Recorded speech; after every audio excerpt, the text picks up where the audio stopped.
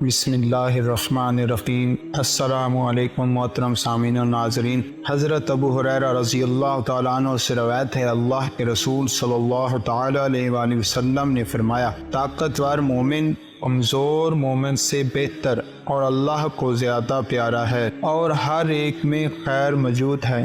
جو چیز تجھے فائدہ دیتی ہے اس میں رغبت کر اور اللہ سے مدد مانگ، عاجز نہ بن۔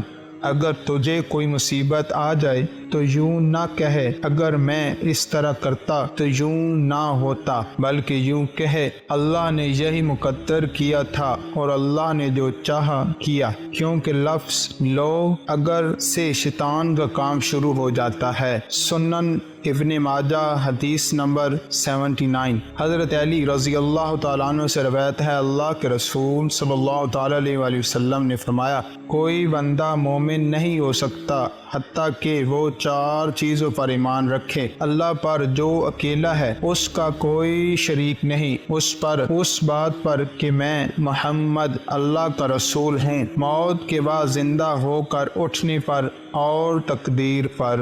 حضرت ابو ہریرہ رضی اللہ تعالیٰ عنہ سے روایت ہے کہ نبی اکرم صلی اللہ علیہ وآلہ وسلم نے فرمایا، حضرت آدم اور حضرت موسیٰ علیہ السلام کی آپس میں بحث ہو گئی۔ حضرت موسیٰ علیہ السلام نے فرمایا، اے آدم، آپ ہمارے والد ہیں، آپ نے ہمیں محرومی کا شکار کر دیا ہے اور گناہ کا ارتکاب کر کے ہمیں جنت سے نکلوا دیا ہے۔ آدم علیہ السلام نے انہیں فرمایا، اے موسیٰ، اللہ نے آپ کو شرف ہم کلامی کے لیے منتخب فرمایا اور آپ کو اپنے ہاتھ سے لکھ کر تورات دی، کیا آپ مجھے اس بات پر ملامت کرتے ہیں جو اللہ نے مجھے پیدا کرنے سے 40 سال پہلے میری قسمت میں لکھ دی تھی؟ چنانچہ بحث میں حضرت آدم علیہ السلام موسیٰ علیہ السلام پر غالب آ گئے۔ آدم علیہ السلام موسیٰ علیہ السلام پر غالب آ گئے۔ آدم علیہ السلام موسیٰ علیہ السلام پر غالب آ گئے۔ 3 مرتبہ آپ نے فرمایا۔